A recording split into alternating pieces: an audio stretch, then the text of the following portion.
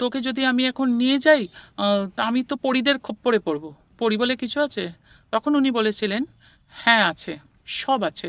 চাঁদের আলোয় তার গা দিয়ে যেন সে দুধের মতো কিছু গড়িয়ে পড়ছে। আমার আর সাহস হয়নি পেছন ঘুরে তাকাবার যে উনি কোথায় গেলেন, কি করছেন। আমি বলছি, তুমি তো যক্ষের দেখা পেয়েছো। হঠাৎ ওনার খাট ধরে ওনাকে ঝাঁকিয়ে ফেলে দিয়েছে। হঠাৎ দেখি দোকানের যিনি মালিক আমার বাবাকে এসে হাত জোর করে বললেন, আমরা গিয়ে ওনাকে যদি ডাকি উনি অকথ্য গালাগাল দেবেন আর ইট পাটকেল ছুঁড়ে মারবেন। আপনি আর আপনার মিসেস বৌদিকে নিয়ে যদি একটু যান, ওনাকে একটু যদি সেবা নিতে বলেন আমার দোকান থেকে, তাহলে আপনাদের তো ভালো হবেই, আমরাও খুব উপকৃত হই। নেতাজির গুপ্ত সঙ্গীও ছিলেন উনি, যার অনেক প্রমাণ অন্তত তখনও অবধি ছিল। আমি দূর থেকে দেখছি শ্মশানের মেন গেটটা দিয়ে একজন অঘরী সাধু আসছে, আর খুব হনন হনন করে হেঁটে হেঁটে আসছে, একদম আমার সামনে উপস্থিত, একদম স্ট্রেট এসে বললো, হাত পাতো। তো আমি বললাম, কেন? বললো, পাততে বলছি পাতো। তখনই শুনেছিলাম খুব আশ্চর্য কথা, আপনাদের কাছেও আশ্চর্যই লাগবে, যে ইনস্ট্রাকশন আসতো জ্ঞানগঞ্জ থেকে, এবং সেটা খুব অদ্ভুত উপায়। ওনারা নাকি মিড নাইটে বারংবার বহুবার শুনেছে, প্রতি বছরই শোনা যায়, অজস্র লোক সমাগম হলে যদি একসঙ্গে কোনো মন্ত্র উচ্চারণ করে বা এই নিয়ে কথা বলে, ফিস ফিস শব্দ বলে, মা দিয়ে দিয়ে দাও, তোমার ফুল দিয়ে দাও, যেটা দিয়ে তোমাকে পুজো দেবো বলে, সঙ্গে সঙ্গে এই রইলো, আমরা চলে যাচ্ছি। তখন বলছে, দাঁড়াও দাঁড়াও, উপরে কোন ঘর থেকে কোন সাধু বাবা বেরিয়েছেন? বলছে, ওই যে আমরা যেখানে কাজ করছি ওই যে পাশে ঘর। বলছে, চলো তো দেখাও তো। সবাই মিলে উপরে উঠেছে। তখন তো আমার তো ভীষণ একটা আশ্চর্য লেগেছে যে যে বাবাজি মহারাজ আমার কাছে আসবেন, আমাকে দেখা দেবেন। খানিকটা তাকিয়ে বলল, কেন বুঝিস না? ওখানের কিছুক্ষণ আর এখানের কয়েকদিন এক, বোঝা যায় না রে। আপনাদের বলি, অগ্নিহোত্রী সাধিকা যারা সত্যিকারের হন, বিশেষ করে নর্মদা তটের, তারা যজ্ঞের আগুন জ্বালান কাঠ দিয়ে অনেক সময় না। সে কম্পিউটার ইঞ্জিনিয়ারিং পাশ করার পরে সন্ন্যাস নিয়ে চলে যান। নমস্কার প্রিয় দর্শক, আমি সাধক অলৌকিক রহস্য ইউটিউব চ্যানেলের চন্দন চক্রবর্তী বলছি। সাধক অলৌকিক রহস্য ইউটিউব চ্যানেলে আসলে সাধক সাধিকাদের অলৌকিক জীবনের কথা থাকে। এই চ্যানেলের পুরনো ভিডিওগুলোতে সেই কথাগুলো আপনারা অজস্র বার শুনেছেন, অজস্র ভিডিওতে শুনেছেন।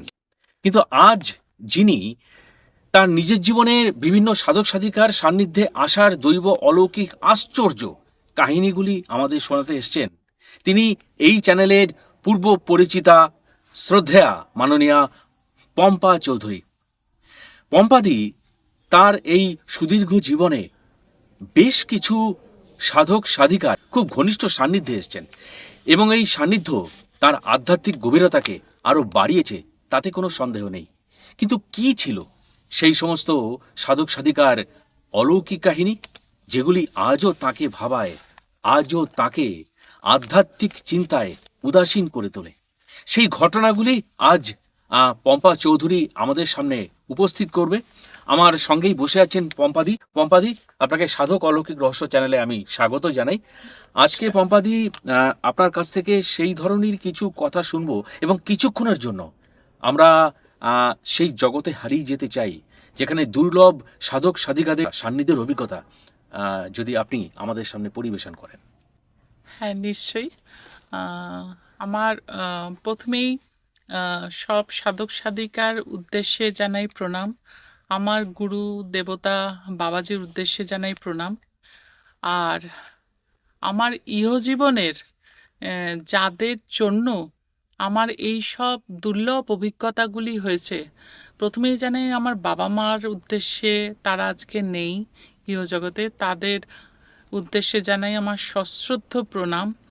যে আমার বাবা এত জায়গায় ঘুরতেন বলেই, বছরে এতবার করে আমাদের নিয়ে যেতেন বলেই আমি হয়তো অনেকের সান্নিধ্যে আসতে পেরেছি, এবং বৈবাহিক সূত্রে আমি যাকে স্বামী রূপে পেয়েছি, তার প্রতিও জানাই আমার সশ্রদ্ধ প্রণাম। কারণ তার সহযোগিতা, সস্নেহ প্রশ্রয় না পেলে আমার পরবর্তী জীবনকালে আমার যে ঘোরা এবং আমার যাদের যাদের দর্শন লাভ, তা সম্ভব হতো না। সুতরাং এদের শ্রদ্ধা জানিয়ে বাবাজি মহারাজকে স্মরণ করে আমি আমার জীবনের কম বেশি যাদের সান্নিধ্যে এসেছি, হয়তো কিছুক্ষণের জন্য, হয়তো অনেক দিনের জন্য, ও সেটা আপনাদের সঙ্গে আজকে শেয়ার করতে এলাম। প্রথমেই বলি, আমি তো জয়েন্ট ফ্যামিলির মেয়ে, আপনাদের আগেই বলেছিলাম। আমার বাবা কাকারা কেউ গুরুকরণ না করলেও আমার ঠাকুমা গুরুকরণ করেছিলেন, বেশ বৃদ্ধ বয়সেই বলা যেতে পারে। যাই হোক, যেহেতু আমি ঠাকুমার অসমবয়সী বন্ধুই ছিলাম, ফলে ঠাকুমার সঙ্গে সব জায়গায় আমার যাতায়াত ছিল। ফলে ঠাকুমার যিনি গুরুদেব ছিলেন, তিনি ঠাকুমার থেকে বয়সে কনিষ্ঠ হলেও আমার কাছে তিনি ছিলেন গুরুদাদু। আমি তাকে গুরুদাদুই সম্বোধন করতাম। ইনি ছিলেন গৃহী জীবনে ডাবল এমএ। তখনকার দিনে ডাবল এমএ, ট্রিপল এমএ হতো শুনেছি, যাই হোক এখনও হয়। তো বোঝাই যাচ্ছে ইনি উচ্চশিক্ষিতই একজন মানুষ ছিলেন, মানে কুসংস্কারের ঊর্ধ্বেই ছিলেন। তারপরে উনি সন্ন্যাস নেন, বা পড়াশোনা শেষ করেই সন্ন্যাস নেন। উনি যখন আমাদের বাড়িতে কখনো কখনো এসেছেন বা ঠাকুমার সঙ্গে ওনার কাছে গেছি, এই গুরুদাদু ছিলেন বালানন্দ ব্রহ্মচারীর শিষ্য, ডাইরেক্ট শিষ্য। তো গুরুদাদুর নামটা আমি এখনই ঠিক বলতে পারছি না, এটা আমার খুব অক্ষমতা। আমি গুরুদাদু হিসেবেই তাকে আজীবন সম্বোধন করে এসেছি। তা গুরুদাদুর কাছে যখন আমি খুব আবদার করতাম, আমি তুমি করেই কথা বলতাম, তখন যেহেতু আমি স্কুল লাইফে আছি, যথেষ্টই ছোট, যে তোমার সঙ্গে আমি যাব হিমালয়, আমাকে নিয়ে চলো। তখন উনি বলতেন, তোকে কি নিয়ে যাব রে? তোকে যদি আমি এখন নিয়ে যাই, তা আমি তো পরীদের খপ্পরে পড়ব। তখন আমি বলতাম, তুমি আমার সঙ্গে করছো, পরী বলে কিছু আছে? তখন উনি বলেছিলেন, হ্যাঁ আছে। এখন তুই বুঝবি না, কিন্তু পরবর্তীকালে তুই বুঝবি, সব আছে। ওনার দু তিনটে কথা আজকে বলবো এই প্রসঙ্গে। উনি বলেছিলেন, সেই সময় সেই প্রসঙ্গেই উনি বলেছিলেন যে, দেখ, আমি যেহেতু শিক্ষার আলোটা পেয়েছি, কোনো কিছুই কিন্তু চোখ বুজে আমি স্বীকার করে নিইনি, তার পরীক্ষা ছাড়া। জানিস, একবার বদ্রীনাথে আমাদের নিয়ম ছিল ভোরবেলা উঠে প্রাতঃকৃত্য সেরে, মানে অলকানন্দার জলে চান করে আমাদের সাধন ভজন সব করা। তা একটা দিন আমি একটু তাড়াতাড়ি বোধহয় উঠে পড়েছিলাম, আমার ঠিক খেয়াল নেই। বলে উনি যা বলেছিলেন, মানে উনি স্নান করে উঠেছেন, উঠে সামনের যে রাস্তাটা উনি সচরাচর ধরেন, সেটা সামনে দেখেন একজন বিশাল দেহী, একজন 9 থেকে 10 ফুটের একজন ফর্সা, মানে টকটকে তার গায়ের রং, মানে উনি দেখতে পাচ্ছেন চাঁদের আলোয় তার গা দিয়ে যেন সে দুধের মতো কিছু গড়িয়ে পড়ছে, এতটাই চকচকে তার শরীর। আর তার হাতেতে সোনার কমণ্ডলু, আর সোনা যে ওটা বোঝা যাচ্ছে, কেননা ওটা এতটাই ঝকমক করছে। তা যেহেতু সামনাসামনি পড়ে গেছেন, আর গুরুদাদুও খুবই লম্বা চওড়া ছিলেন, তার থেকেও অত লম্বা চওড়া, তা উনি তো একটু ভীতই হয়ে পড়েছেন। তা উনি যখন নমস্কার করেছেন মাথা নত করে, বুঝেইছেন যে ইনি সাধারণ কেউ নয়। উনি তখন শুনেছিলেন একটাই কথা, ও মানে সংস্কৃত ভাষায়, তাফাত যাও, সরে যাও বলে গুরুদাদু বলেছিলেন। আমার আর সাহস হয়নি পেছন ঘুরে তাকাবার, যে উনি কোথায় গেলেন, কি করছেন। ঊর্ধ্বশ্বাসে দৌড়ে আমি আমার কুঠিয়ায় চলে এসেছিলাম, এবং আমার গুরুদেবকে যখন পরবর্তীকালে জানিয়েছিলাম, বলছে, তুমি তো যক্ষের দেখা পেয়েছো। আর যক্ষের দেখা পাওয়া ভালো, আমার একদিক দিয়ে আবার খুব একটা নাকি ভালোও না, কারণ ওনাদের বিরাগভাজন হলে নাকি মৃত্যুও হয়ে যেতে পারে। ওনারা সাধন জগতেরই এমন একটা স্তরে থাকেন, যে স্তরটা আমাদের অগম্য। এই কথা কিন্তু বালানন্দ ব্রহ্মচারী নিজেই বলেছিলেন গুরুদাদুকে। এই কথা শুনে এটাকে অবিশ্বাস করার কোনো কারণ ঘটে না আমাদের। আর একটা ঘটনা উনি বলেছিলেন, যে বদ্রীনাথেই উনি একদিন শুয়ে আছেন একাকী, হঠাৎ ওনার খাট ধরে ওনাকে ঝাঁকিয়ে ফেলে দিয়েছে। একদম উনি উল্টে খাট থেকে নিচে পড়ে গেছেন। তা উনি ভেবেছিলেন ভূমিকম্প বা এরকম কিছু। তা উনি যখন বাইরে বেরিয়ে দেখছেন যে সবই ঠিক আছে, তাহলে কি হচ্ছে? তা উনি আবার শুয়েছেন, বেশ কিছু হচ্ছে না। আবার যখন গভীর রাত উনি জব টপ সেরে শুয়েছেন, আবার সেম জিনিস। ওনাকে যেন মনে হচ্ছে কেউ খাটিয়াটা উল্টে দিয়ে ওনাকে ফেলে দিচ্ছে। এইবারে উনি শুনেছেন খিলখিল করে হাসি। যখনই শুনেছেন উনি বুঝেছেন যে এইটা অপ্রাকৃতিক কিছু, মানে অপ্রাকৃতিক বলা ভুল, প্রকৃতিরই মধ্যে এনারা আছেন, অন্য ফর্মে, অন্য ডাইমেনশনে হয়তোবা, বা অন্য রূপে, আমাদের ধরাছোঁয়ার বাইরে। তাই এনারা যেহেতু সাধক, সন্ন্যাসী মানুষ, লোকচক্ষুর আড়ালেই থাকেন, উত্তুঙ্গ পাহাড়ে থাকেন, রিমোট জায়গায়, এনাদের কাছে এনারা দেখা দেন। তো পরে উনি শুনেছিলেন যে পড়ি এনারা পড়ি, এনারা ভালো করেন বটে, আবার অনেক কিছু অপ্রাকৃতিক জিনিসও করেন যেগুলো ঠিক আমাদের মনোপুত হয় না। আর পাহাড়িরা পরীদের ভীষণ ভয় পান, ভীষণ। সে পরী বলুন, অপ্সরাই বলুন, এদের ভীষণ ভয় পান, যে কোনো কারণে হোক। এই নিয়ে অনেক বিতর্কিত কথাবার্তা আছে, সেগুলোর মধ্যে আমি গেলাম না। তো গুরুদাদু পরের দিনও যখন এই ঘটনা নাকি ঘটে, তখন গুরুদাদু নাকি জোড়হাত করে বলেছিল, মা আমার, সব মা, তোমরা তো আমার মা, পুত্র জ্ঞানে আমাকে ক্ষমা করে দাও, আমাকে এবারের মতো ছাড় দাও পুত্র জ্ঞানে, বলে মানে একদম সাষ্টাঙ্গ নাকি দিয়েছিলেন উনি মেঝের ওপরে ওই ঠান্ডায়। তারপরে নাকি ওই হাসির শব্দের সঙ্গে সঙ্গে মিলিয়ে যে গেছিল ওনারা, আর দেখা দেননি।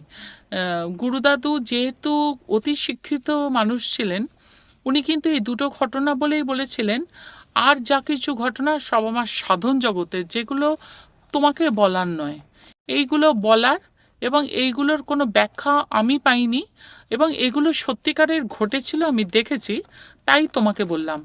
আমি ছোটবেলা থেকেই একটু কিউরিয়াস বলে, একটু জানার আগ্রহ বলে হয়তোবা উনি আমাকেই বলেছিলেন। আমার সঙ্গে সঙ্গে ঠাকুমাও শুনেছিলেন যথারীতি। এরপরেই আসি, আরও একটু আগিয়ে যাই, তখন 1975-76 সাল, আমি যথেষ্ট ছোট মেয়ে, ক্লাস 5-6 এরকম পড়ি। বাবা মা, আমি, আমার খুব ছোট্ট ভাই, সবাই মিলে তারাপীঠে গেছি।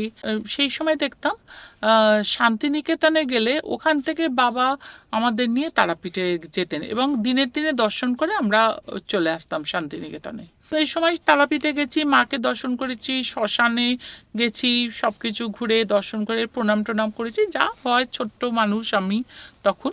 এবারে খিদে পেয়ে গেছে, তো বাবাকে বলতে বাবা বললো চলো। তখন ওই এত খাবার দাবারের দোকান কিচ্ছু ছিল না, যে কটা ছিল মিষ্টান্ন ভাণ্ডার, খুব ছোট ছোট, তাতে একটু কচুরি, একটু ওরকম জিলিপি, আর 2-3 রকমের মিষ্টি, এরকমই পাওয়া যেত।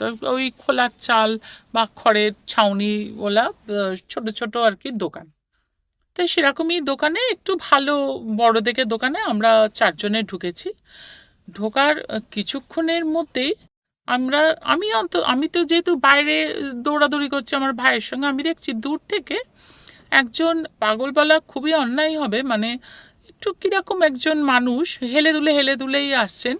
তার ধুতির মতো খাটো করে পরা একটা কিছু, সেটা খুব ধুলি মলিন, এবং গায়ে যে জামাটা পরা আছে সেটাও যথেষ্ট ধুলিমলিন, আর মাথায় ছোট ছোট জটাগুলো কিছুটা আছে, কিছুটা সেই মানে খুব ধুলোতে আকীর্ণ উনি আর কি। তো এরকম একটা মানুষকে যা হয়, আমরা তো অপ্রকৃতিস্থই ভাবি। তো আমি আমার ভাইকে হাত ধরে টেনে যেই দোকানে ঢুকেছি, তখন হঠাৎ দেখি দোকানের যিনি মালিক, তিনি ক্যাশ ছেড়ে দৌড়ে এলেন। দৌড়ে এসে ভালো করে দেখি আমার বাবাকে এসে হাত জোর করে বললেন, আমরা গিয়ে ওনাকে যদি ডাকি উনি অকথ্য গালাগাল দেবেন আর ইট পাটকেল ছুঁড়ে মারবেন। আপনি আর আপনার মিসেস বৌদিকে নিয়ে যদি একটু যান, ওনাকে একটু যদি সেবা নিতে বলেন আমার দোকান থেকে, তাহলে আপনাদের তো ভালো হবেই, আমরাও খুব উপকৃত হই। তখন বাবা বললেন যে ইনি কে? বললেন ইনি তো শঙ্কর খ্যাপা। দর্শন পাওয়াই যায় না যার। আর যিনি দর্শন দিলেও মানে কারুর আতিথ্য স্বীকার করেন না, মানে উনি নিজের ভাবের ঘরেই থাকেন। সেই শুনেই তো আমার বাবা মা তাড়াতাড়ি করে দৌড়ালো। তো মা তো যথারীতি হাত জোর করে বাবার সঙ্গে যখন ওনাকে অনুরোধ করলেন যে আপনি যদি একটু সেবা নেন, একটু আমরা এখানে এসছি, আপনি যদি একটু কিছু খান আমাদের ভালো লাগবে। উনি খুব মিষ্টি করে মুখে দাড়ি গোপে ওনার ভর্তি তখন দেখেছিলাম, উনি চোখ দুটো না ওনার হাসছে। আমি দেখেছিলাম মুখটা হাসি হাসি আর চোখ দুটো খুব হাসি হাসি। ওইটুখানি বয়সেই আমার খেয়াল আছে। মার দিকে তাকিয়ে বললেন যে কোথায় তোমরা খাচ্ছ? বলছে ওই দোকানে। বললো, আচ্ছা চলো। তাই এসছেন উনি তো বসে গুনগুন গুনগুন করে নিজের মনেই দুলে যাচ্ছেন, গান করছেন না কি করছেন বুঝতে পারছি না, পাও নাড়াচ্ছেন, মাথার চুলটাও একটু নাড়াচ্ছেন। তখন বাবা জিজ্ঞেস করলেন যে আপনি কি নেবেন একটু যদি বলেন, বলে চা খাবো। তার সঙ্গে সঙ্গে তো দোকানের যিনি মালিক তিনি তো একটা বড় ভাঁড়েতে দুধ চা এনে দিয়েছেন। তারপর বাবা বললেন আর তার সঙ্গে এর সঙ্গে কি খাবেন, সে তোমার চা খুশি দাও। তা বাবা একটা বড় ল্যাংচা আর একটা বড় ওরকম জাতীয় মিষ্টি একটা প্লেটেতে করে ওনাকে পাশে দেওয়া হয়েছে। উনি ওরকম গুনগুন করে খাচ্ছেন আর দুলে দুলে একবার মাকে দেখছে, একবার আমাকে দেখে যাচ্ছে। আমি মার পেছনে না ভয়তে লুকিয়ে মুখটা বাড়িয়ে আছি। তারপরে যা দেখছি দেখে তো আমার চোখগুলো গোল গোল হয়ে গেছে। সেটা হলো ওই অত বড় ভাঁড়ের মধ্যে একটু দু চুমুক চা উনি চুমুক দিয়ে খেলেন। তারপরে দেখলাম ল্যাংচাটাকে উনি ভালো করে চটকালেন, চটকে ওই ভাঁড়ের চায়ের মধ্যে মেশালেন। এবারে আমি ভাবছি তখন, আমি তো যথেষ্ট ছোট, যে এটা যদি উনি প্রসাদ করে আমাকে যদি ডেকে বাবা মাকে ডেকে যদি দেন, বাবা মা হয়তো খেয়ে নেবেন, কিন্তু আমার পক্ষে ওই প্রসাদ গ্রহণ করা তো আমার মুশকিলের ব্যাপার হয়ে যাবে। মানে আমি তো তখন, আমি কাকে ডেকেছিলাম জানি না, মা কালীকে ডেকেছিলাম না বাবা ভোলেনাথকে ডেকেছিলাম আমার খেয়াল নেই। আমি তো তাদের কারুকেই ডেকেছিলাম যে ইনি যাতে আমাকে না খেতে দেন। আর বলছি আর মায়ের আঁচলের পাশ দিয়ে তো ওনার দিকে তাকাচ্ছি, অদ্ভুত দেখছি উনি খাচ্ছেন হাসছেন আর আমার মুখের দিকে তাকাচ্ছেন, আর তেমন হাসছেন, খিলখিল করে হাসছেন, আবার আমার মুখের দিকে তাকাচ্ছেন, আবারও হাসছেন। এরকম চলার পরে উনি পরিতৃপ্ত হয়ে খেলেন। তারপরে আমার বাবা মা আমরা প্রণাম করতে আমরাও প্রণাম করলাম। উনি আগে হাত ধুলেন, হাত ধুয়ে কিন্তু মাথায় হাত দিয়ে আমাদের স্পর্শ করে আশীর্বাদ করলেন।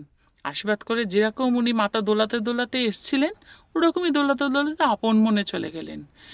তাতে মানে আমি দেখেছিলাম দোকানদার মানে যিনি দোকানের মালিক তাকে যা আপ্লুত হতে। এবার উনি তো টাকা নেবেন না, শঙ্কর বাবা যা খেয়েছেন আমার বাবাও ছাড়বেন না। আমার বাবা বললেন না, আমার কথা শুনেই তো উনি এসেছিলেন, সুতরাং এইটা আমাকে, এই সেবাটা আমাকে করতে দিন। তাই এইটা আমার মনে আছে, এই শুধু মনে আছে যে ওই ছোট বয়সে আমার মনে হয়েছিল আমার মনের ভাবটা বোধহয় উনি বুঝলেন, নাহলে উনি একটু নিচু হয়ে আমাকে দেখছেন আর খিলখিল খিলখিল করে হাসছেন। মানে এটা একটু আশ্চর্যই লেগেছিল। এটা আমি তখন জিজ্ঞেস করিনি কারণ আমার সেই বয়সটা ছিল না। তার ২-১ বছর বাদে বাবার সঙ্গে তো সারা ভারতবর্ষেই ঘুরি আমরা চারজন। বছরে একবার দুবার করে তো আমাদের অর্থাৎ ৩বারও হয়ে যায় বেরোনো। এরকম সারনাথে গেছি। সারনাথে আমরা দেখছি সব কিছু ঘুরে হঠাৎ দেখলাম অনেক পুলিশ আর বেশি হলো শ্রমণ, মানে বৌদ্ধ সন্ন্যাসীরা, তা মানে অনেকে আসছেন আহ, দলে দলে এসে। বৌদ্ধ সন্ন্যাসীদের মধ্যেই ২-৩ জন এসে বাবাকে বললেন যে আপনারা একটু সরে দাঁড়াবেন, কেননা দালাই লামা আসছেন। তখন না দালাই লামা এত মানে সাধারণ মানুষের থেকে এতটা দূরে সরিয়ে রাখার ব্যাপারটা ছিল না, অন্তত দেখিনি আমি। আমরা দেখলাম দুপাশে আমরা দাঁড়িয়ে গেলাম, রাস্তার দুপাশে দেখলাম অনেক শ্রমণের সঙ্গে মানে বুদ্ধিস্ট সন্ন্যাসীদের সঙ্গে একজন আসছেন। তখন তো অনেকটাই অল্প বয়সও ছিল ওনার, কি অপূর্ব সুন্দর, তার গা থেকে যেন জ্যোতি ঠিকরে বেড়েছে আর খুব ঋজুভাবে উনি হেঁটে সবার আগে আগে হাসছেন আর দুধারে তাকে মাথা নাড়াতে নাড়াতে হেসে হেসে যাচ্ছেন, আর হাতে জপের মালা। তারপরে দেখলাম উনি সারনাথের ওই স্তূপ প্রদক্ষিণ করলেন, এবং যখন চলে যাচ্ছেন তখন আমরা প্রণাম করার সুযোগ পেয়েছিলাম। আমাদের উনি আশীর্বাদ করেছিলেন। হ্যাঁ, ওনার সঙ্গে কথা হয়নি কিছু, আশীর্বাদটা পেয়েছিলাম, এটা আমার মনে আছে। আহ, এই সূত্রে একটু বলি, আমার যেখানে বেড়ে ওঠা আমাদের পাড়ার একটু নক্ষত্র খচিত পাড়াই বলতে পারি। কেননা আমাদের বাড়ির আশেপাশে এবং আমার পাড়ার কয়েকটা বাড়ির আশেপাশেই হেমন্ত মুখার্জি, জ্ঞানেশ মুখার্জি, সন্তু মুখার্জি, অখিল বন্ধু ঘোষ, এনাদের যেরকম আদি বাড়ি সব, তেমনি আমাদের বাড়ির গা লাগানো বাড়ি, মানে বাড়ি দিয়ে বেরোলেই যে বাড়িটা পড়ে প্রথমেই, সেটা হলো দ্বারিকানাথ ভট্টাচার্যের বাড়ি। উনি আমার মেসোমশাই, কার কাছে কি জানি না। আমরা যেরকম জন্ম থেকেই ওনাকে দেখেছি, ওনার ছেলে মেয়েরা আমাদের দিদি কিংবা বন্ধু, আমাদের মেসোমশাই। মেসোমশাই পরবর্তীকালে জেনেছিলাম উনি ছিলেন গুপ্তযোগী এবং অনেকটা উচ্চ স্তরের সাধকই ছিলেন। আহ, যাই হোক, আমার কাছে যখনই উনি আসতেন, হয়তোবা দেখতাম ওনার খুব ফর্সা মানুষ ছিলেন, মুখটুক বেশ লাল। উনি আমার কাছে এসে বলতেন, মাথাতে একটু হাত দাও। আমি বলতো, কেন তোমার মাথায়? তখন হয়তো খেলছি, কিছু একটা খেলছি। আমি বলতো, তোমার মাথায় কেন হাত দেবো? বলে, না না, দাও, একটু দাও, একটু মাথাতে চুপ করে হাত দিয়ে দাঁড়িয়ে থাকো। আমি মাথাতে হাত দিতাম, আর একটু বিরক্ত হতাম, উফ, তুমি আমাকে ভীষণ ডিস্টার্ব করছো। আমারও তো কিছু দানের ব্যাপার ছিল, হয়তো কিছু খেলছি, এক্কা দোক্কা খেলছি বা কিছু। তো উনি বলতেন, না, একটু মাথায় হাত দিয়ে দাঁড়াও। তো আবার কখনো কখনো উনি বলতেন, বেরিয়ে এসে খালি গায়ে বা পইতে পড়া গায়ে বাঁ দিকের বুকটা আমাকে ডাকতেন, এসো এসো, শুকে দেখো তো, কিছু গন্ধ পাচ্ছ? হয়তো কখনো গন্ধ পেয়েছি ছোট বয়সে, এখন খেলতে খেলতে যা হয়, হয়তো গোলাপের গন্ধ পেয়েছি, হয়তো বা অন্য কোনো ফুল, হয়তো বা কখনো পাইনি। আর তখন তো মনে হতো, উফ, আমাকে ধরে ডাকাডাকি করছে এরকম করে।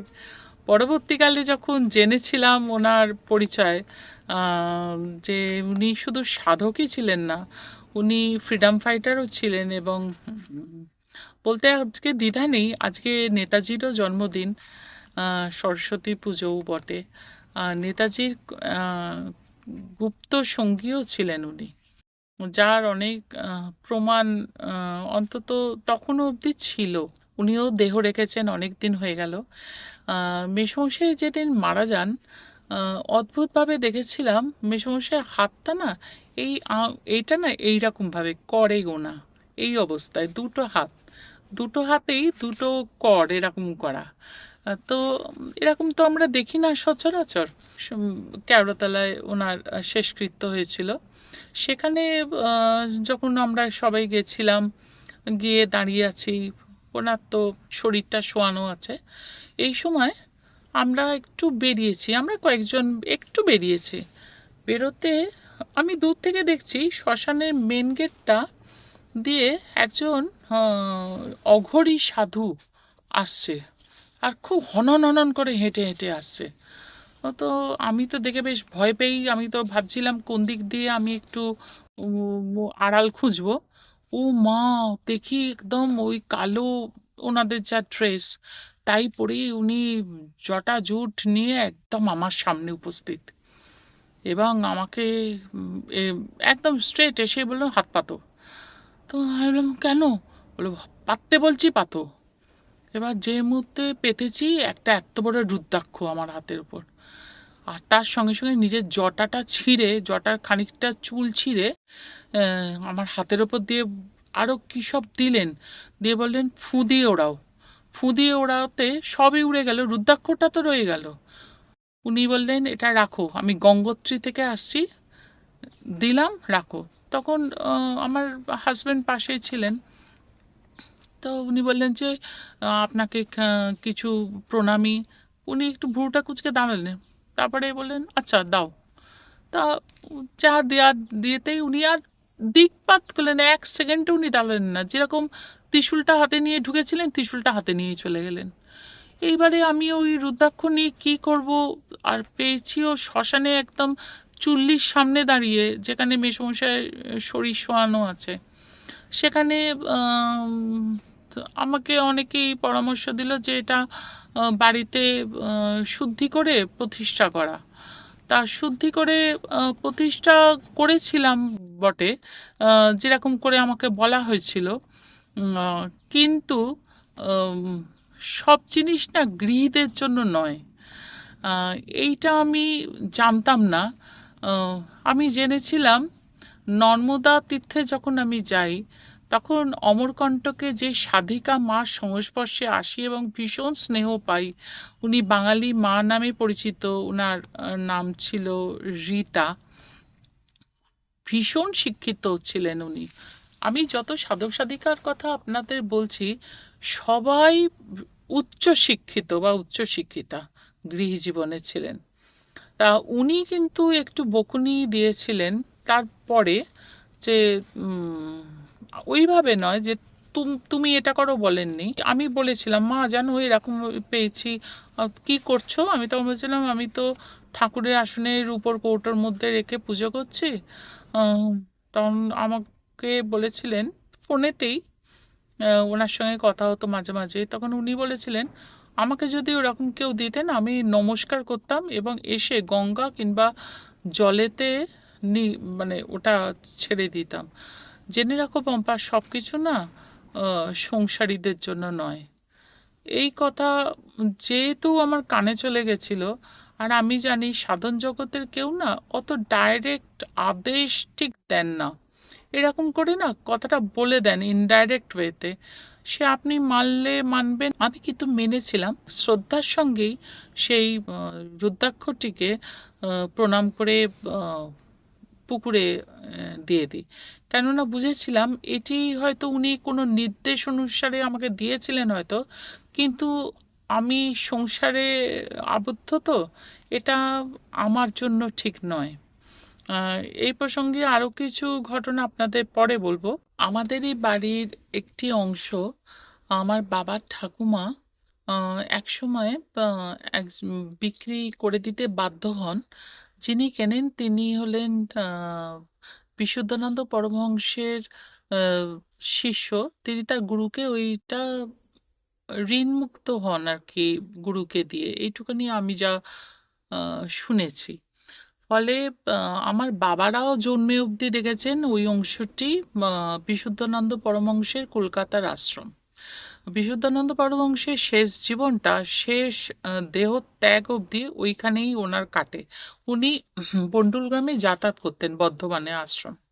আমরা সবাই জানি বিশুদ্ধানন্দর জ্ঞানগঞ্জর সম্বন্ধে প্রথম জনসমক্ষে আনেন জ্ঞানগঞ্জকে। তার শিষ্য গোপীনাথ কবিরাজের লেখা জ্ঞানগঞ্জ বইটির মাধ্যমেই কিন্তু মানুষ জানতে পারে জ্ঞানগঞ্জের অস্তিত্ব সম্বন্ধে, যেরকম যোগিকতামৃত থেকে আমরা বাবাজি সম্বন্ধে জানতে পারি। আমার যতদূর জ্ঞান, আমি অন্তত এইটুকানিই জানি। এই বিশুদ্ধানন্দ পরমহংসের ছেলের তিনটি পুত্র সন্তান ছিল, মানে তাদের মধ্যে যিনি ছোট নাতি, আহ, তিনি আর নাতবউ ছিলেন আমার অতি প্রিয় জ্যাঠা জেঠিমা। আহ, ফলে আমরা ছোটবেলা থেকে জ্যাঠা জেঠিমা হিসেবেই দেখেছি। আহ, আর তাদের মেয়েরা আমার বন্ধুই ছিল। পরবর্তীকালে যখন আমি গোপীনাথ কবিরাজের জ্ঞানগঞ্জ বইটা পড়ি, তখন যেন আমার জ্যাঠা জেঠিমা এবং তাদের পরিবারকে নতুনভাবে আবিষ্কার করি। যে বাড়িতে আমি ছোট থেকে গেছি বিভিন্ন কারণে, আহ, সেই বাড়িকে, সেই বাড়ির মানুষদের নতুন করে আহ, দেখতে শিখি, জানতে শিখি। তো আমি যখন জ্যাঠা জেঠিমার কাছে আবদার করি যে বন্ডুল গ্রামে যাব, যেখানে আসল গ্রাম আর কি, বিশুদ্ধানন্দ পরমহংসের আসল সাধন ক্ষেত্র আর কি, আহ, সেখানে যাব, তখন ওনারা বলেন হ্যাঁ চলে এসো। তো আমরা গেছিলাম, বেশ একটা বড় দলবল নিয়েই গেছিলাম। আহ, তো ওখানে যখন গেছিলাম, তখন আমার স্বামী, আমার মেয়ে, পিসি, সবার সঙ্গে রঞ্জিতদাও গেছিলেন আমাদের সঙ্গে। তো ওখানে গিয়ে আমরা এত কিছু অলৌকিকতার মুখোমুখি উম, আম, বললে ভুল। আহ, দেখেছি অনেক অলৌকিক জিনিসের প্রমাণ পেয়েছি, কথা শুনেছি। আহ, সেটা এখানে একটু বলবো।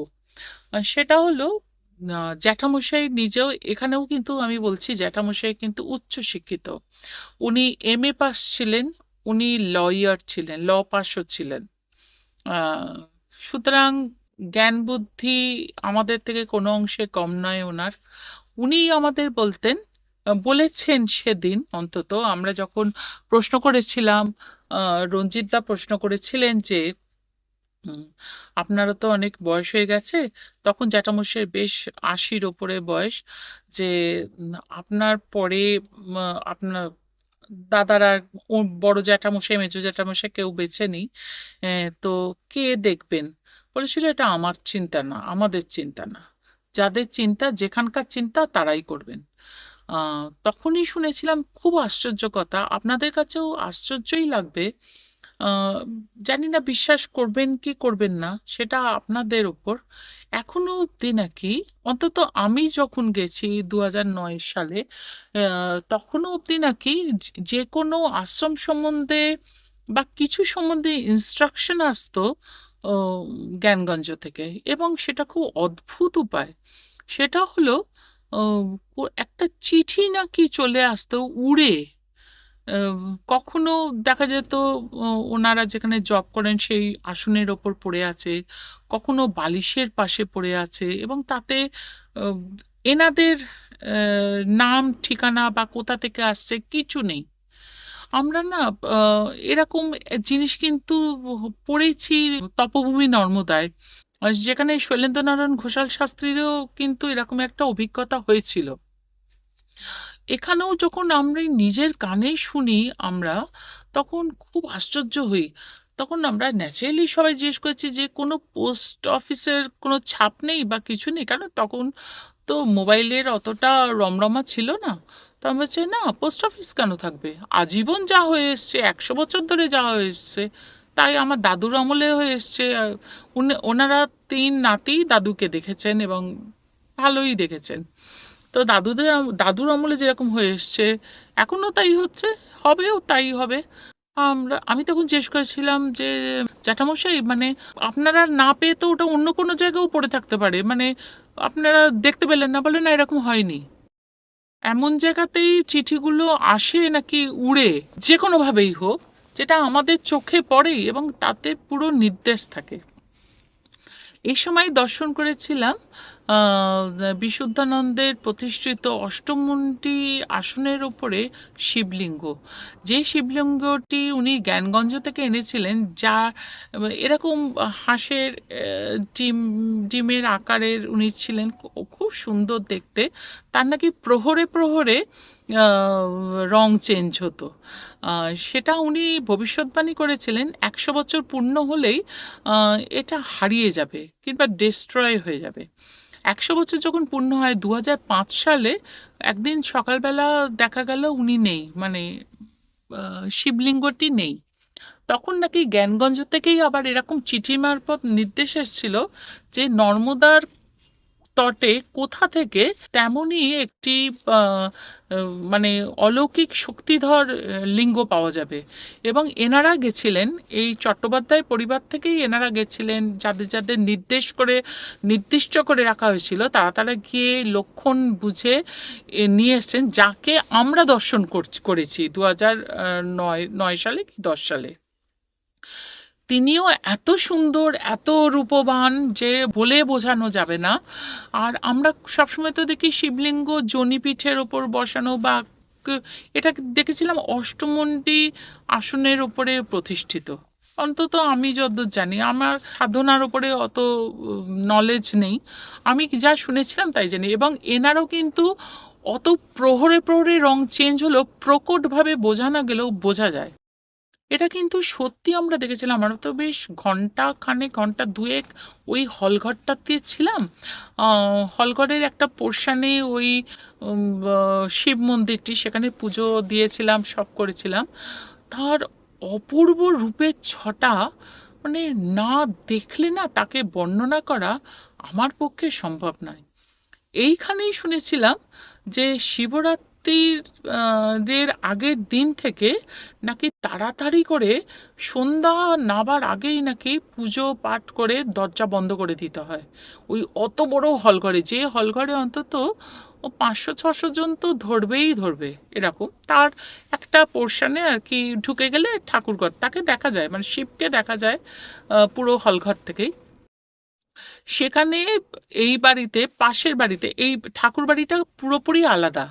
আর পাশের যে বাড়িতে ওনারা থাকেন পরিবার সবাই, ওনারা নাকি মিডনাইটে বারংবার বহুবার শুনেছে, প্রতি বছরই শোনা যায় অজস্র লোক সমাগম হলে যদি একসঙ্গে কোনো মন্ত্র উচ্চারণ করে বা এই নিয়ে কথা বলে, ফিস ফিস শব্দ, কিন্তু একটা একটা উচ্চারণ, একটা বলে না ধ্বনি তরঙ্গ একটা উঠছে, এটা ওরা ফিল করে এবং ওরা বোঝে যে অনেকের সমাগম হয়েছে, কিন্তু তারাকে এরা কোনোদিন দেখতে পায়নি, কারণ দরজা বাইরে থেকে লক করা, এবং পরের দিন যখন ওরা দরজা খোলে পরিষ্কার ঘর। এই জায়গাতেই আমি দেখেছিলাম বিশুদ্ধানন্দের মূর্তি, যেখানে উনি ধ্যান করতেন, সেই ঘরেতে এখন ওনার মূর্তি একটি কাঁচের শোকেসের মধ্যে করে রাখা আছে। সেখানে যখন বসে আমরা আমাদের মতো করে একটু আমাদের গান বা ওনাকে একটু ধ্যান জপ করছিলাম, তখন শুনেছিলাম ওই ঘরটির নিচে একটি গোপন প্রকোষ্ঠ আছে, সেম ঘরটাই নিচে মাটির তলাতেও আছে, যেখানে নাকি জ্ঞানগঞ্জের সাধিকারা আসেন সাধন ভোজন করতে, এবং ওনারা তখন বোঝেন একটা অদ্ভুত সুগন্ধ নাকি ছড়িয়ে থাকে সারা আশ্রম ঘিরে। তখন ওনারা আর ওই ঘরে ঢোকেন না, ওনারা তখন বোঝেন যে কোনো সাধিকা এসছেন। সাধকের কথা কিন্তু বলেননি, সাধিকার কথাই বলেছেন। আহ, এইগুলো আমার কাছে খুব আশ্চর্য লেগেছিল। আমি যখন জিজ্ঞাসা করেছিলাম জ্যাঠামশাইকে, জ্যাঠামশাই বলেছিল তাহলে শোনো একটা ঘটনা। আমি কালীঘাটে যাচ্ছি দাদুর সঙ্গে ফিটন গাড়িতে চড়ে, তৎকালীন যুগে তো ফিটন গাড়ি। এবার দাদু অনেক দূর যাওয়ার পরে হঠাৎ কালীঘাটের মন্দিরের কাছে এসে আমাকে বলল যে যা, আমি তো জবা ফুলটাই আনলাম না, ফুলটাই আনলাম না, মাকে দেবো কী করে, মার কাছে এখন মুখ দেখাবো কী করে, আমি খালি হাতে যাবো কী করে, বলে নিজে তখন উনি তো নাতি কিন্তু খুবই শিশু, অল্প বয়স্ক, উনি তখন জিজ্ঞেস করেছিলেন তাহলে কি হবে এখন, বলে মার কাছ থেকেই চেয়ে নিই, মারই তো সংসার, মার থেকেই চেয়ে নিই মার ফুল। বলে মা দিয়ে দিয়ে দাও, তোমার ফুল দিয়ে দাও, যেটা দিয়ে তোমাকে পুজো দেবো। বলে সঙ্গে সঙ্গে দুটো হাত এসে 108খানা জবা ফুলের মালা ওনার কোলে দিয়ে দিল। আমি জিজ্ঞেস করেছিলাম জ্যাঠামশাইকে আপনি দেখলেন দুটো হাত, বললো উজ্জ্বল দুটো হাত, 108টা ফুলের মালা। আমার তখন 8-9 বছর বয়স, পম্পা, আমার ভোলার কথা না এটা। থপাস করে এসে আমার দাদুর কোলে পড়লো এবং ওটা দিয়ে দাদু হাসি মুখে পুজো দিয়ে আবার আমাকে নিয়ে বাড়িতে চলে এলেন। বলে তখন তো দাদু শরীরে আছেন, এবার শুনবে। আমরা সব দোতলার ছাদেতে বসেই শীতকালে গেছি, কথা বলছি। বলে এই ছাদেতেই একটা ঘর আছে আলাদা করে, যেখানে বিশুদ্ধানন্দ বিশ্রাম নিতেন, শয়নকক্ষ ছিল দোতলায়। তো আহ, তার একটি জায়গা, ছাদের একটি জায়গায় দুটি ইলেকট্রিশিয়ান ছেলে, অল্প বয়স্ক ছেলে এসে কাজ করছে, এবং যা হয় তাদের নিজেদের মধ্যে গল্প গাছা, একটু হাসি ঠাট্টাটা বোধহয় একটু বেশি হয়ে গেছিল।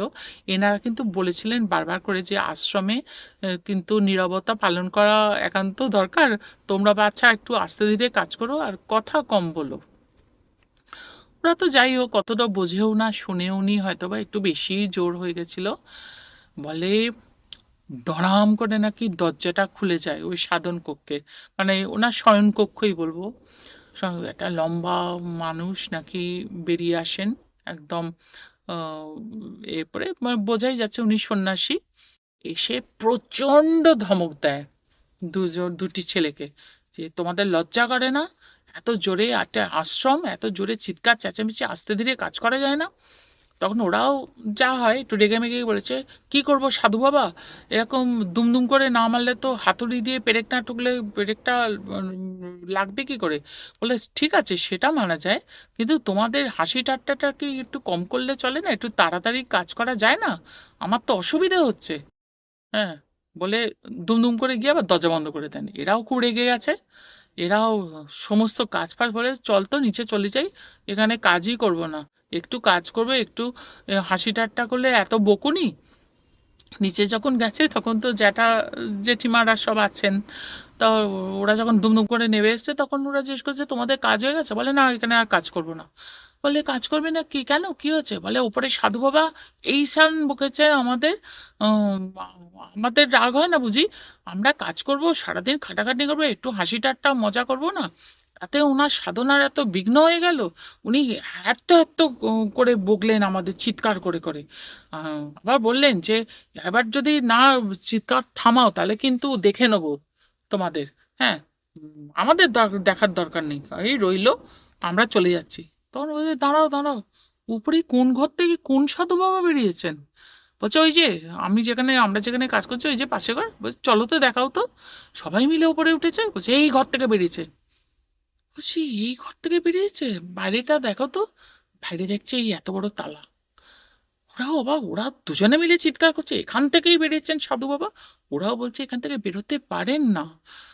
বলছে মানে, তখন বলছে চলো নিচে চলো। নিচে বলেছে উনি যে যিনি ছিলেন তিনি আমাদের দাদা শ্বশুর অনেক দিন আগে দেহ রেখেছেন, উনি উচ্চকোটির সাধক ছিলেন।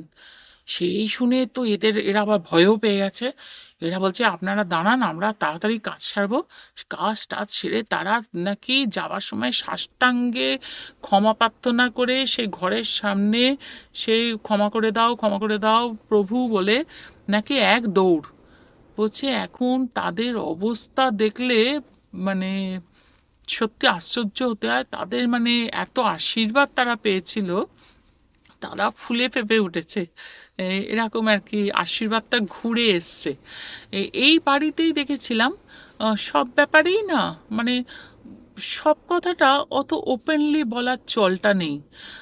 কেননা ওনারা একটু ভয়ই থাকেন যে না ওনাদের দৃষ্টিপথে আছি, ওনাদের বকুনি খাবো। আমি জিজ্ঞেস করেছিলাম আমার বন্ধুর বোনকেও যে কিসের ভয় তোমাদের, বলছে না মানে তারপরে যা বুঝেছিলাম জ্ঞানগঞ্জের পুরো দৃষ্টিপথে ওনারা আছেন, ফলে ওনাদের ভুলচুকটা কিন্তু মানে অমার্জনীয় নয়, কিন্তু একটু বকনীয় পড়ে। শুধু তাই না, ওখানে নিচের ভীষণ সুন্দর সাজানো সেই জলসাঘরের মতো একটি ঘর আছে, যেখানে নাকি বিশুদ্ধানন্দ বসতেন, ভক্তদের দেখা দিতেন, এবং উনি চিকিৎসা শাস্ত্রও তো কিছু জানতেন, রুগীদেরও দেখতেন।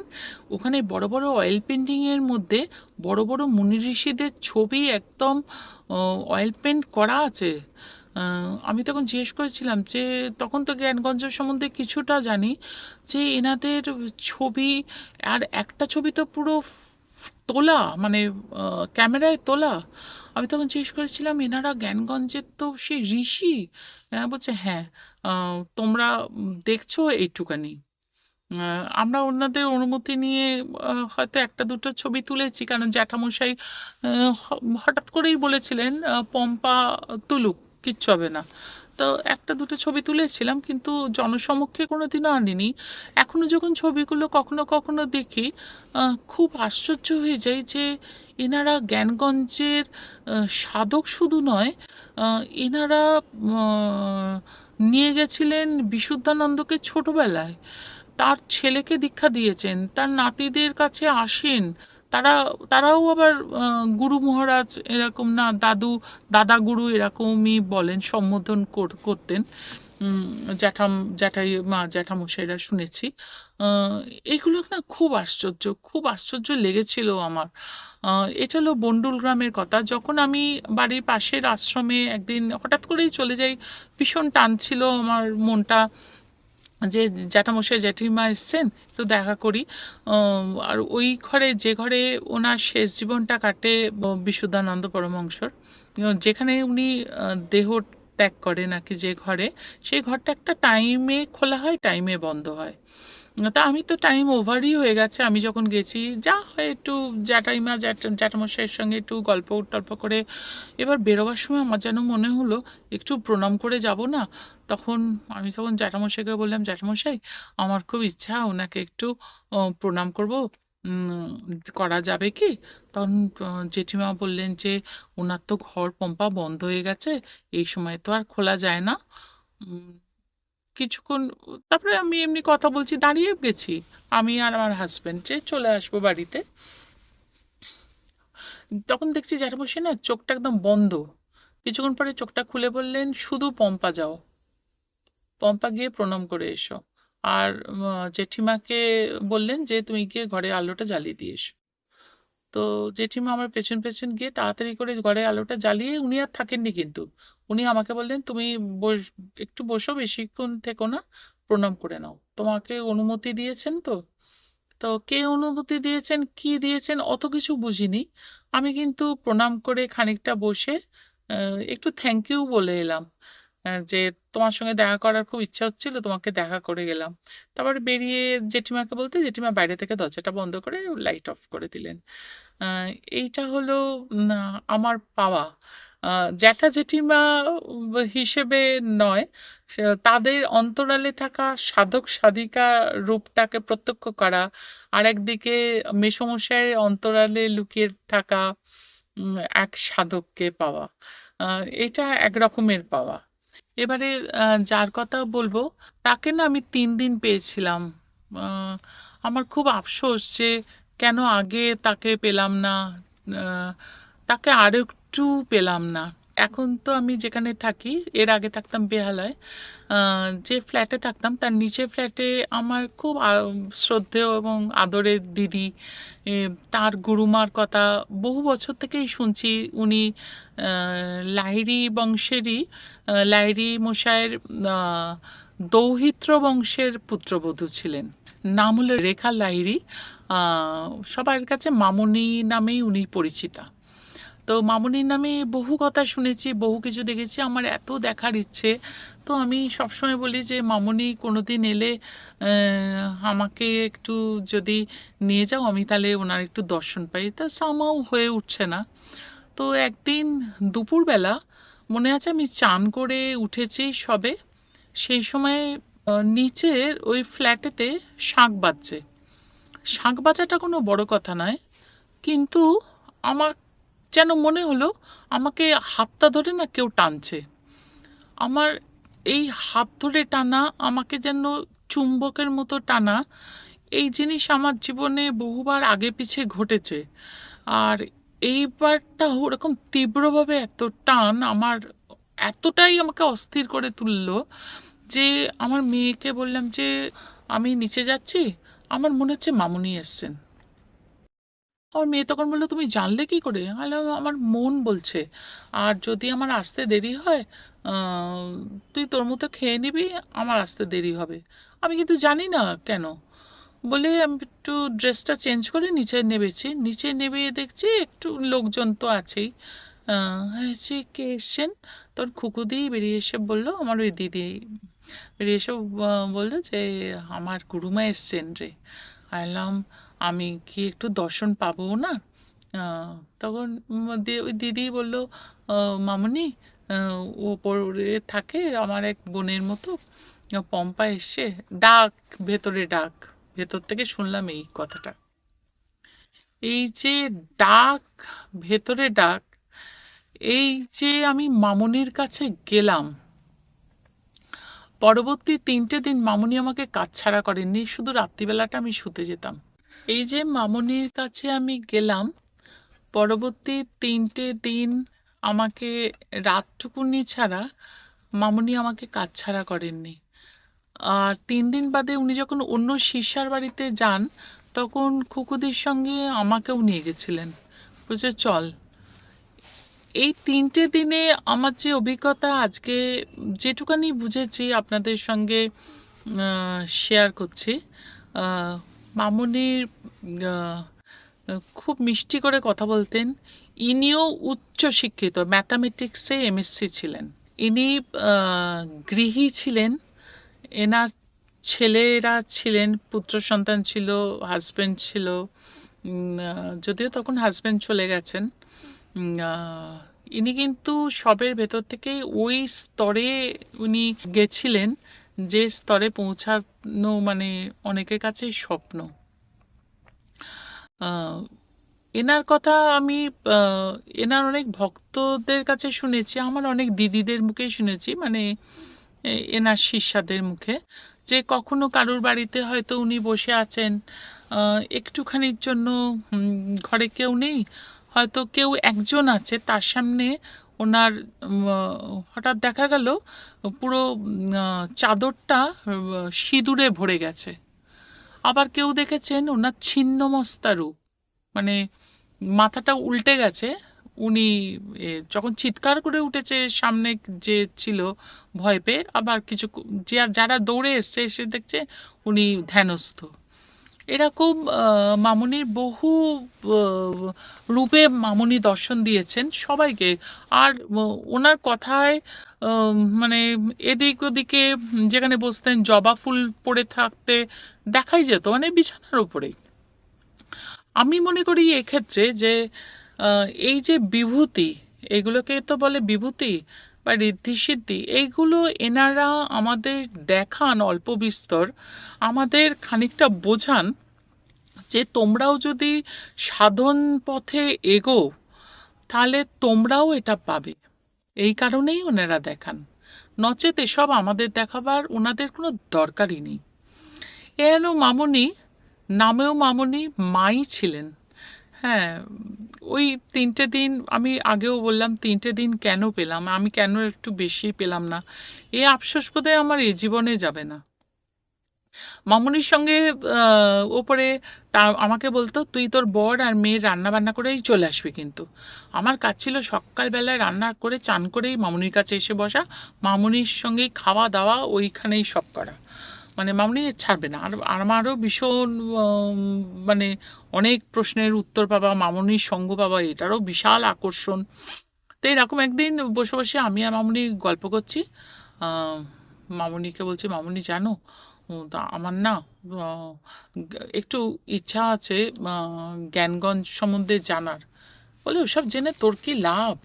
হ্যাঁ, তুই বসে বসে যে পথে আছিস সেই পথেই থাক না বাবা। হ্যাঁ, দরকার কি, যে যেখানে আছে সেখানে থাকতে দে।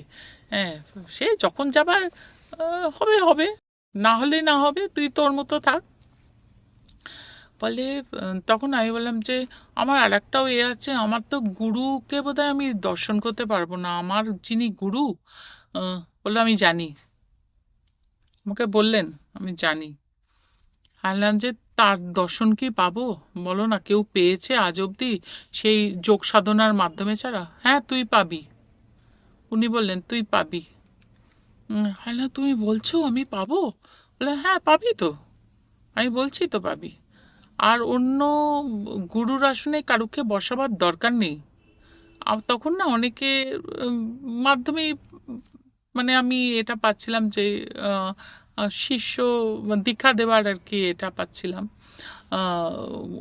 অ্যাপ্রোচটা। তখন আমাকে উনি বললেন কারুকে গুরুর আসনে বসাবার দরকার নেই, তোর গুরুই আসবে আবার তোর কাছে, তোর চিন্তা কি? তখন তো আমার তো ভীষণ একটা আশ্চর্য লেগেছে যে মামুনি এই কথা বলছেন। যাই হোক, অবিশ্বাসের কোনো কারণই নেই, আবার ঠিক বিশ্বাসও লাগছে না যে বাবাজি মহারাজ আমার কাছে আসবেন, আমাকে দেখা দেবেন। এটা 9 সালের কথা বলছি। তখন একদিন এরকম বসে বসে গল্প করতে করতে আমাকে উনি না কখনো কখনো ভাবের ঘরে চলে যেতেন, যেরকম আমার বাড়িতে উনি একদিন, এই 3 দিনের মধ্যে একদিন আমার ঘরে এসছিলেন, আমার ফ্ল্যাটেতে এসছিলেন উনি। আমি বললাম তুমি আমার ফ্ল্যাটেতে যাবে না? বলে হ্যাঁ যাবো তো তোর কাছে। বলে উনি ফ্ল্যাটেতে আসছেন, তার জন্য আমি যতটুকানি জানি, আমি তো তখন গুরুকে কি করে আপ্যায়ন করতে হয় সেরকম তো দেখি টেখি নি। আহ, আমি যেরকম করে জানি ওনাকে সেইভাবে করেছি। ওর গলায় মালা টালা দিয়ে যেরকম করে হয় ওনাকে বসিয়েছি। উনি বসেছেন খুব সুন্দর, উনি একটা লাল আলখাল্লা মতো পরতেন শেষের দিকে হয়তো বা, আমি তো ওনাকে অনেক আগে থেকে দেখিনি। তো উনি বসেছেন, বসে চারদিকে তাকিয়ে তাকিয়ে উনি বললেন, বাবা তোর ঘরে তো বাবাজি মহারাজে ভর্তি, বাবাজি মহারাজ তো পাহারা দিয়ে যাচ্ছে তোকে, তোর চিন্তা কি? হুম বলে আমাকে, যেহেতু আমি একটা সময় নাচের জগতে ছিলাম, তা আমাকে হঠাৎ করেই উনি বললেন যে, দুলে দুলে বাবা একটা নাচ কর তো দেখবো। আমি বললাম, বাবা আমি এখন নাচ করব? ও মামুনি, তুমি একটু গান করতে বলো, না হয় সবাই মিলে একটু গান করি, আমি নাচ করতে বললো না তা বলে। বললো, তুই বসে বসে নাচ কর, আমি দেখবো একটু। তা সবাই গান ধরলো, তা আমি বসে বসেই, যা হয় সিটে বসেই নাচ করছি। করতে করতে করতে করতে মামুনিও গান তোলে, মামুনি খুব সুন্দর গান গাইতেন, শুনেছি আমি আমার ওই দিদিদের কাছ থেকে। কিছুক্ষণ বাদে মামুনি দাঁড়িয়ে পড়ে নাচতে আরম্ভ করলেন। আর সেই নাচটা না বোঝাই যাচ্ছে উনি না ঠিক এতে নেই, মানে একদম পুরোপুরি ঘোরেতে চলে গেছেন।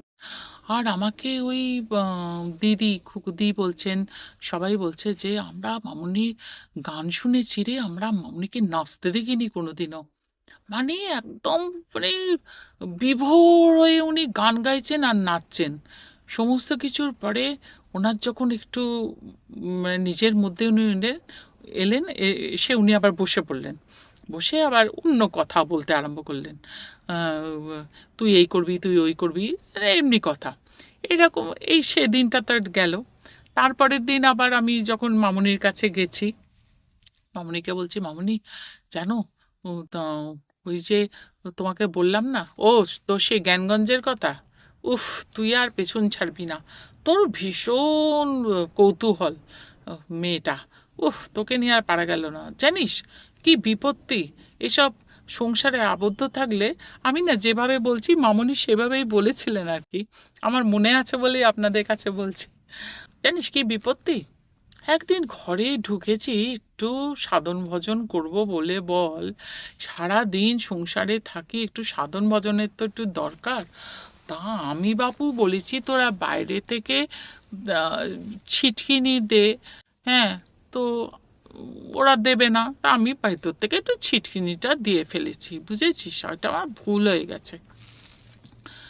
তারপরে দেখি, বুঝেছিস, কিছুক্ষণ সাধন ভজনের পরে সে মানে আমার শরীর অস্থির করছে। তারপরে তো একটু ধাতস্থ হলাম। তারপরে বেরোলাম, বেরিয়ে দেখি আমার ছেলেরা চিৎকার চেঁচামেচি করছে, হ্যাঁ, তুমি ভেতর থেকে দরজা বন্ধ করে দিচ্ছ, আমরা এগোচ্ছি হচ্ছে বলে চুপ করে মিটমিট করে হাসছেন মামুনি। আমি তখন বললাম যে, তুমি সাধন ভজন যে করো তোমার ছেলেরা জন্ম থেকেই জানেন, সুতরাং এটাতে তো অত্যাশ্চর্য কিছু নেই, নতুনত্ব কিছু নেই।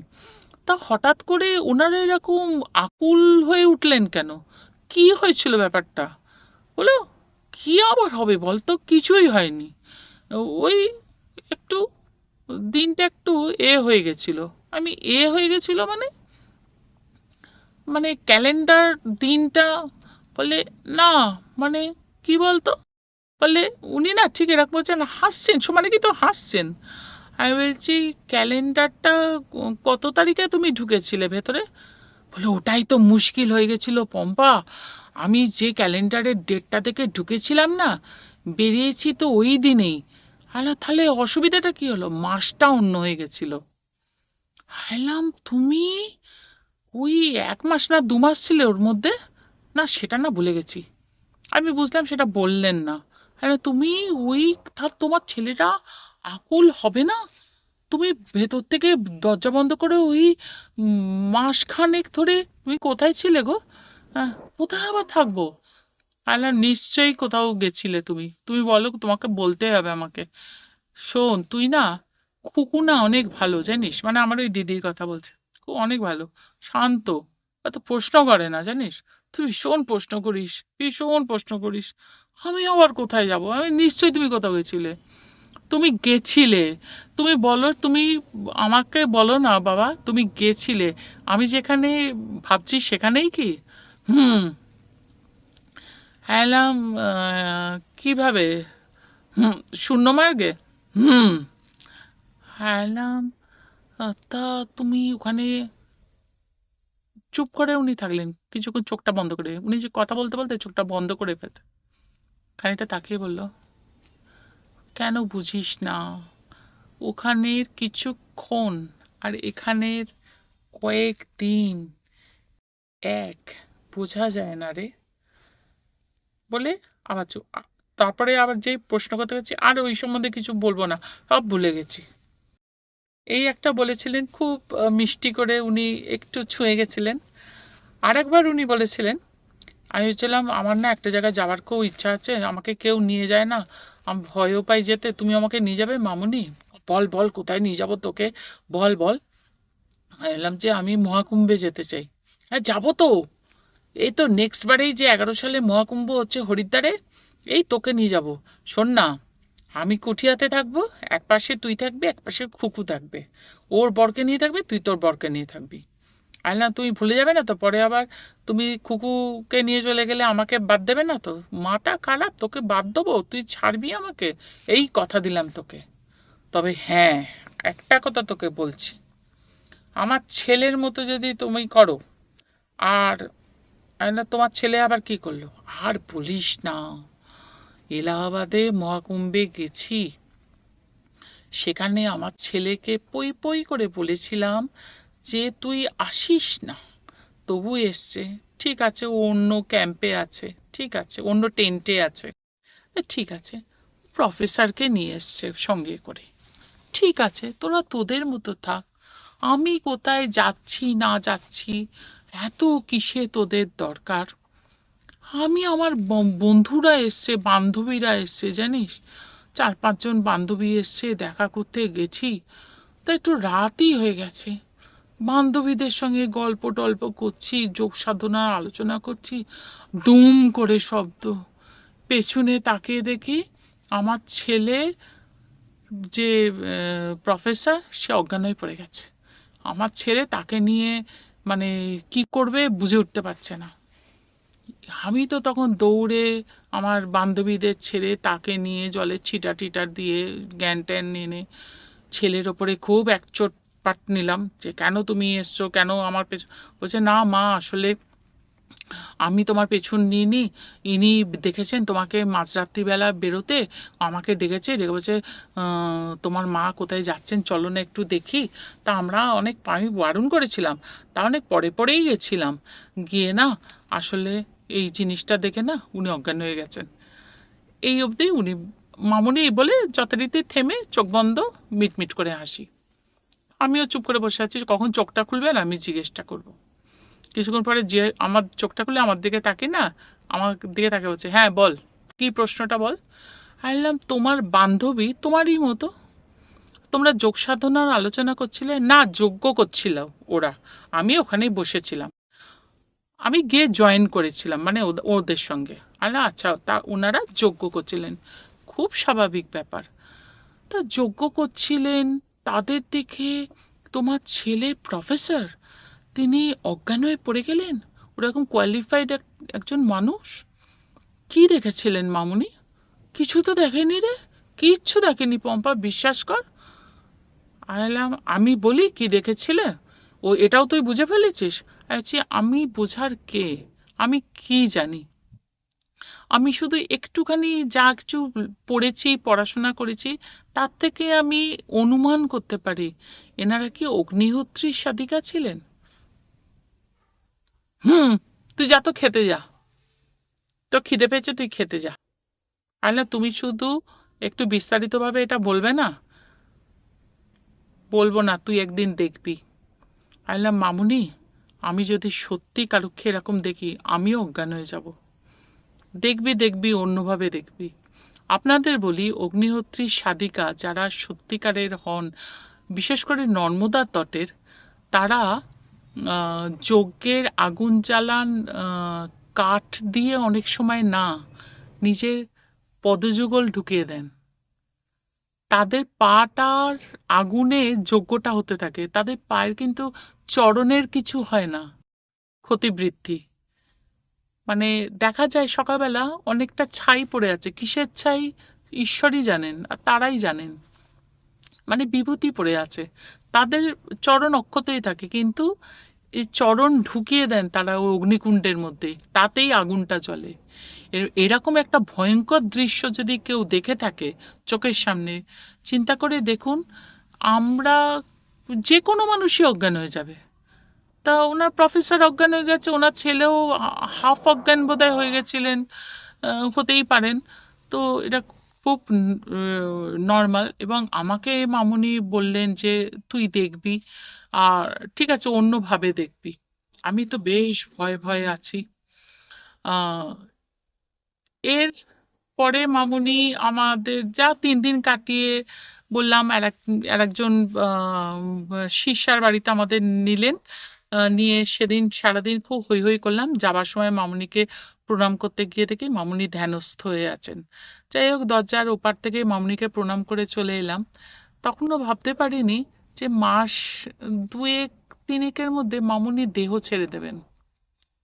মামুনি সব জানতেন। মামুনির আমি শুনেছিলাম আমার দিদির কাছ থেকে, মামুনির যিনি দেখাশোনা করতেন তিনি পরবর্তীকালে ওনার নিজস্ব ডায়েরি খুলে দেখেছিলেন মামুনি একদম দিনক্ষণ লিখে বলে গেছিলেন আমি দেহ ছাড়বো এই দিন।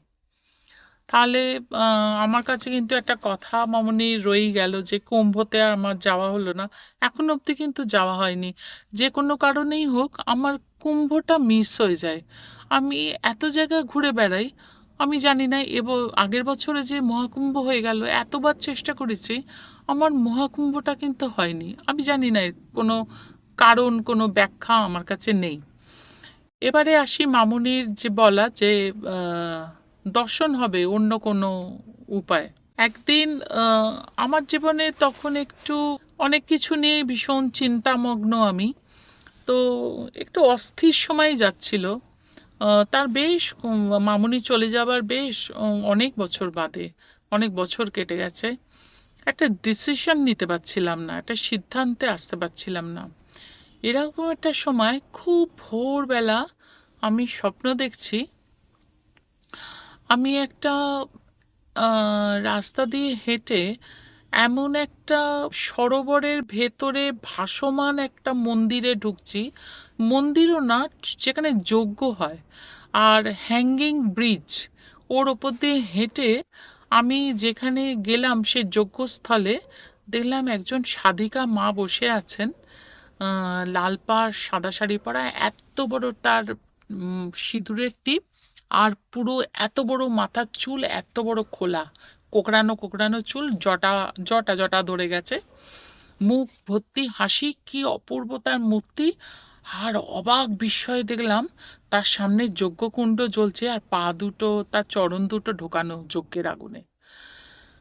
সেইটা দেখে ভয় পাবো না মার ওই অপূর্ব রূপ দেখবো, আমি ওই বিভ্রান্তিতেই দোদুল্যমান ছিলাম সেই স্বপ্নের মধ্যেই। সেটা দেখেই মা হঠাৎ আমাকে দেখে বলল, ডিসিশন মানে সিদ্ধান্তে উপনীত তো তুই হয়েই গেছিস, তুই যে সিদ্ধান্তটা নিয়েছিস সেটাই ঠিক, এখান থেকে টলবি না, টলা উচিত না। টলবিই বা কেন? সিদ্ধান্ত নিয়েছিস তাতে তুই একদম স্থির থাক, তাতেই ফল ভালো হবে। সবার সব কথা শোনার দরকার নেই। যেটুকানি তোর মন বুদ্ধি বিবেক বলছে সেটা ঠিক।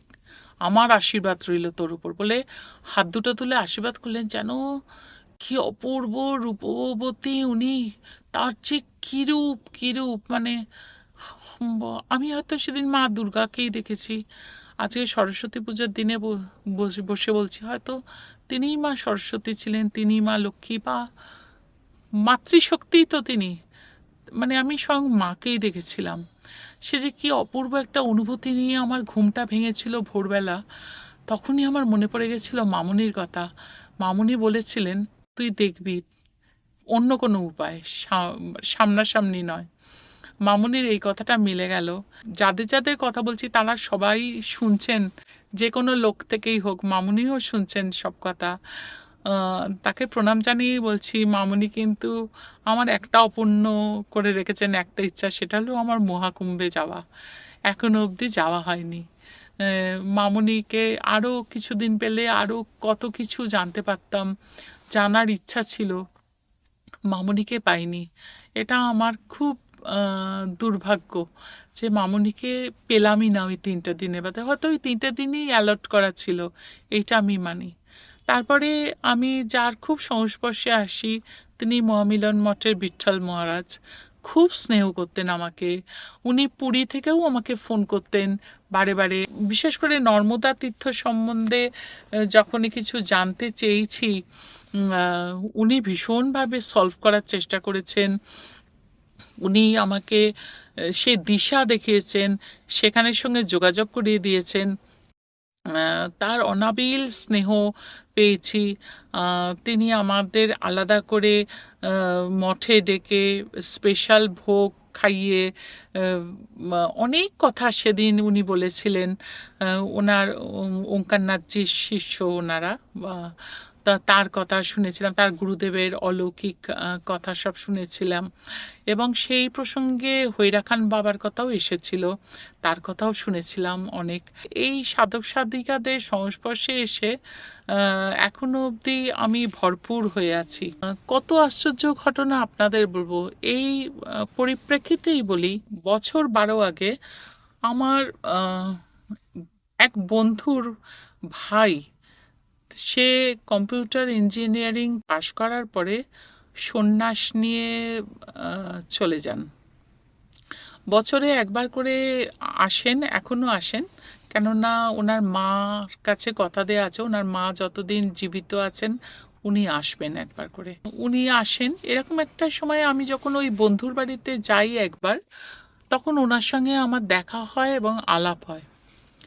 ওনার সন্ন্যাস নাম হলো সচ্চিদানন্দ মহারাজ। সবাই ওনাকে, আমরা তো মহারাজ বলেই ডাকি।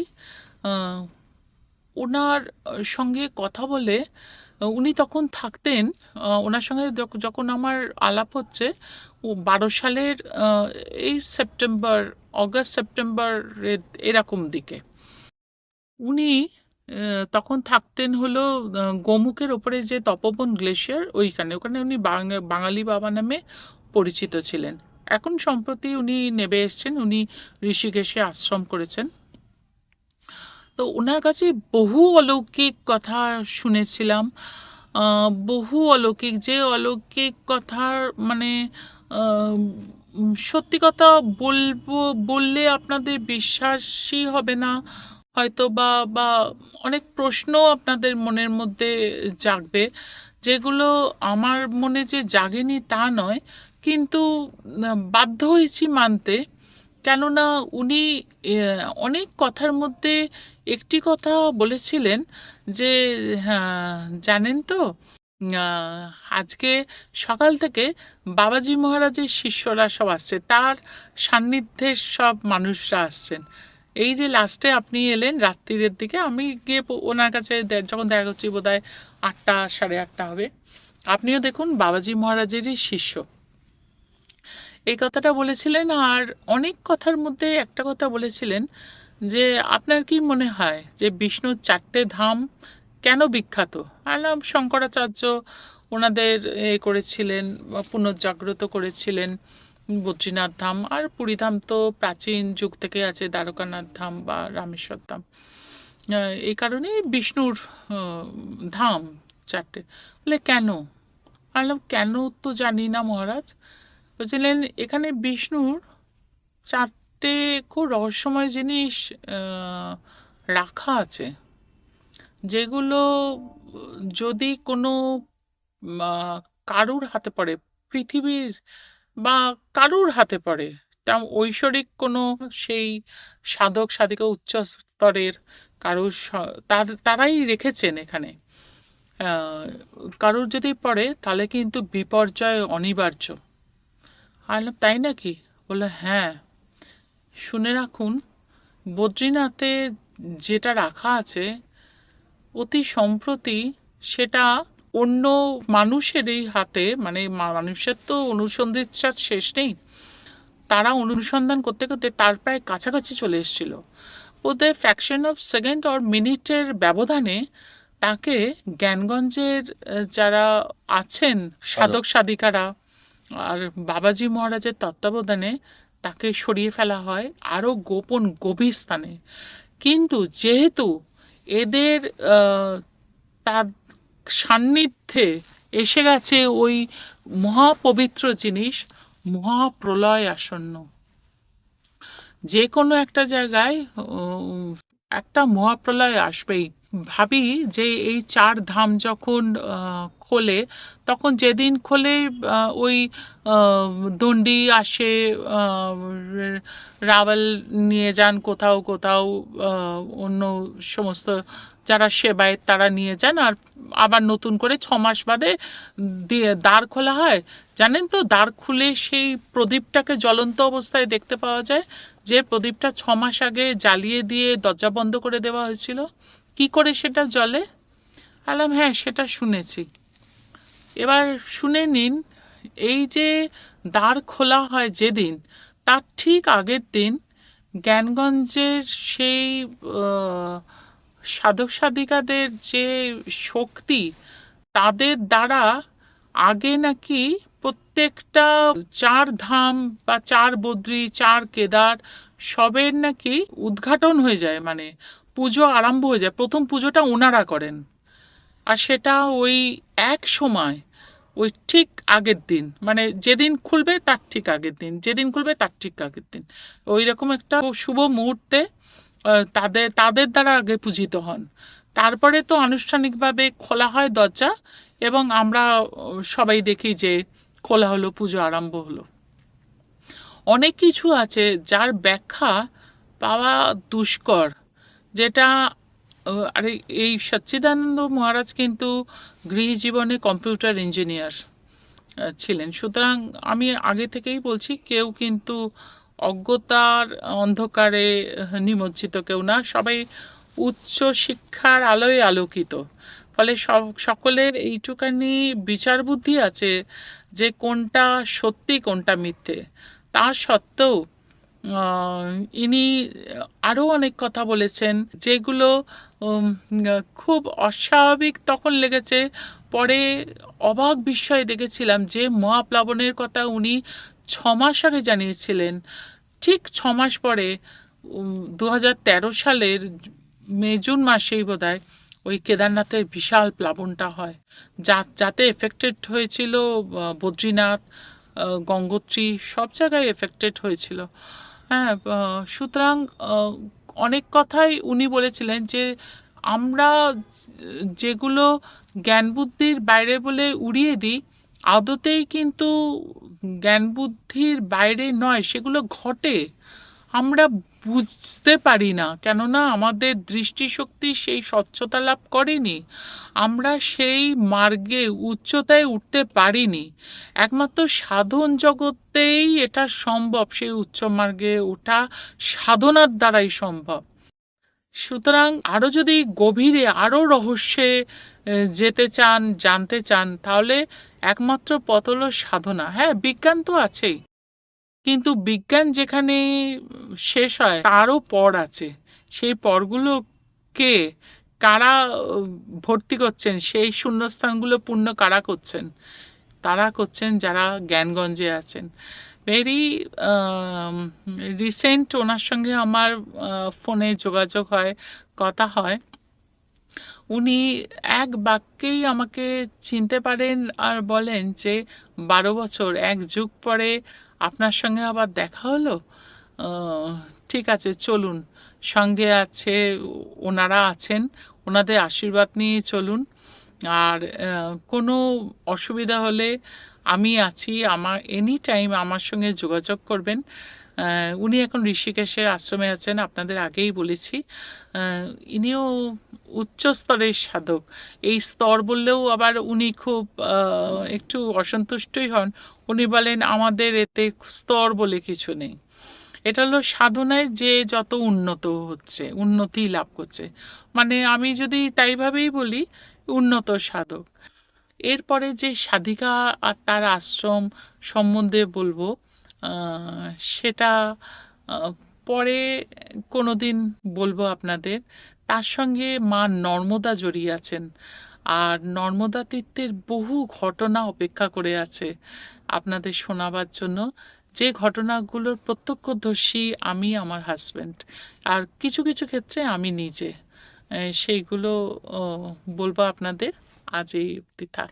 প্রিয় দর্শক, এতক্ষণ ধরে পম্পাদি সাধন জগতের অনেক গুপ্ত রহস্য, অজানা কথা, সেগুলো এবং যেটা আমাদের মুখের কথা, দৈব অলৌকিক ঘটনা সত্যি ব্যক্ত করলেন, এবং সেইগুলো শুনে আমরা সত্যি ভক্তি স্নাত হলাম, এবং এটুকু বুঝলাম যে অনেক কিছুই আমাদের অজানা, এবং সেইটুকু জ্ঞানভাণ্ডার নিয়ে অন্তত ভারতীয় সনাতন ধর্মের আধ্যাত্মিকতার বিচার করাটা বোধহয় ঠিক সাজে না।